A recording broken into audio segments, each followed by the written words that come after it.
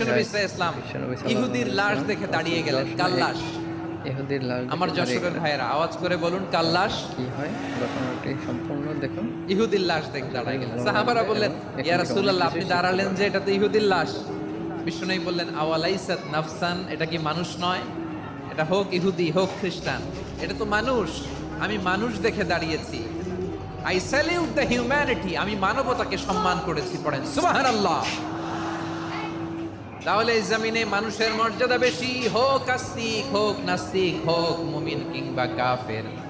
আদমের সন্তান হলে মানুষ হলেই তার মর্যাদা বাড়িয়েছে কে? আমার কলিজার টুকরা যশোরের ভাইয়েরা, মানুষের মর্যাদা আল্লাহ এত বাড়িয়েছেন, মানুষ জীবিত থাকলেও যেমনি মর্যাদাবান, মরে গেলেও মর্যাদাবান। সুবহানাল্লাহ পড়েন।